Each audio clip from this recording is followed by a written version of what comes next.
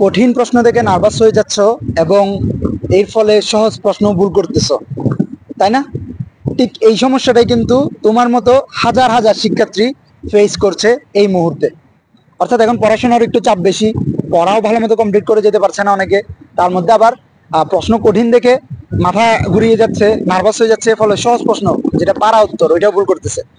এই সমস্যাটা অনেক স্টুডেন্ট আমাকে ইনবক্সে জানাচ্ছ, এটার জন্য এখন সমাধান কি? তো তোমাদের জন্য খুবই খুবই খুবই সুন্দর এবং একটা ইফেক্টিভ সলিউশন আমি নিয়ে আসছি, যেটা তোমরা হয়তো এতদিন জানতা না। আজকে থেকে ফলো করলে ইনশাল্লাহ তোমার সমস্যার সমাধান এখানেই হয়ে যাবে, এই সমস্যা একেবারে চলে যাবে। তো সবাই ভিডিওটা মনোযোগ দিয়ে শেষ পর্যন্ত দেখো। তো আমি বলি তোমাদের, তোমরা কেন আসলে সহজ প্রশ্ন ভুল করে ফেলো কঠিন প্রশ্ন দেখে। তোমরা যেটা করো, ধরো আমি তোমাদেরকে বলছি 100 মার্কের ধরো একটা এক্সাম দিচ্ছ, সেটা মেডিকেল ভর্তি পরীক্ষা হোক বা তোমার কোচিং হোক, যেটাই হোক, তোমরা যেটা করো, তোমরা ট্রাই করো যে 1 নাম্বারটা দেখছি মানে 1 নাম্বারটা দেখাবো, এরপর 2 নাম্বার দেখাবো, এরপর 3 number, 4 number, 5 number serial maintain করে দেখাতে চাও। তো ফলে দেখা যায় এখানে কঠিন সহজ এরকম অনেক মিক্সার থাকে। তো ধরো প্রথম প্রশ্নটাই কঠিন হয়ে গেল, এখন ওইটা দেখেই তোমার মাথা নার্ভাস হয়ে গেছে, তুমি এরপরে 2-3টা সহজ কোশ্চেনে তুমি ভুল করে ফেলো। কেন? কারণ তুমি প্রথম কোশ্চেনটা আনসার করার জন্য চিন্তা করতে থাকো যে আমি এটা পারতেছি না কেন এসে, কিন্তু এটা করা যাবে না, এটা করলেই বিপদ। তো কি করবে অ্যাকচুয়ালি আমি তোমাদের খুব সুন্দরভাবে বলতেছি, মনোযোগ সহকারে শোনো। তোমরা যেটা করবা, প্রথমে ধরলাম আমি 100 মার্কের একটা এক্সাম দিয়ে বুঝাই, তোমরা 50 মার্কে কনভার্ট করতে পারো, এটা নিজের মতো করে ভাগ করে নিবা। তো ধরো তোমাকে 100 মার্কের একটা কোশ্চেন দিল, প্রশ্ন দিল, ওইখানে সময় হচ্ছে 50 মিনিট, ঠিক আছে? তো তুমি প্রথমে যেটা করবা, এটাকে 3টা স্লটে ভাগ করবা, 25 মিনিট, তারপর 15 মিনিট, এরপরে 10 মিনিট। দেখো 25, 15, 40 মিনিট গেল, আর 10 মিনিট, 50 মিনিট, এভাবে 3টা স্লটে ভাগ করবা। তোমার সময় আরো কম থাকলে ওইভাবে করে ভাগ করে নিবা। অর্থাৎ প্রথম ভাগটাকে সবচেয়ে বেশি সময় রাখবা, দ্বিতীয় ভাগে তার চেয়ে একটু কম, তৃতীয় ভাগে একদম কম। এভাবে করে ভাগ করার পরে তোমরা যেটা করবা, এবার তোমার টার্গেট থাকবে প্রথম যে ভাগটা, ওইটাতে পুরো প্রশ্নটা যতটা প্রশ্ন আছে সবগুলা দেখে ফেলা। এখন শুধু দেখা এমন নাম, তুমি কি করবা, প্রথম প্রশ্নটাই যাবা, প্রশ্নটা পড়বা, অপশনটা পড়বা, পরে যদি তোমার কঠিন মনে হয় ওটা স্কিপ, ওটা নিয়ে চিন্তা করা যাবে না, বা দ্বিতীয় প্রশ্ন চলে যাবা, দেখবো দ্বিতীয় প্রশ্ন সহজ, বা দ্বিতীয় প্রশ্ন ধরো কঠিন, ওইটাও বা তৃতীয় প্রশ্ন চলে যাবা, দেখবা সহজ।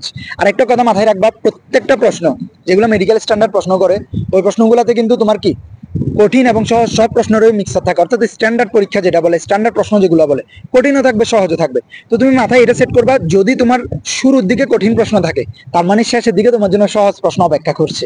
তো তাই কি করবা, কঠিন প্রশ্ন দেখলে মন খারাপ করা যাবে না, ওটা স্কিপ করে চলে যাবা। এভাবে করে তুমি প্রথম রাউন্ড যেটা বললাম 25 মিনিট, ওই 25 মিনিটে তুমি পুরা 100টা প্রশ্ন, তো 100টা প্রশ্ন একবার চোখ বুলাই ফেলবা। তবে শুধু চোখ বুলাবা না, ওই যে কঠিন প্রশ্নগুলো তো তোমার যাচ্ছে, তুমি দাগাবা না, ওগুলো স্কিপ করে করে যাচ্ছ, প্রশ্ন পড়তেছো তুমি, কিন্তু অপশন গুলো পড়তেছো, তোমার মাথায় কিন্তু ওগুলো স্টোর হচ্ছে যে এটা আসলে কি হবে, তোমার মাথা কিন্তু সেভ করে রাখতেছে।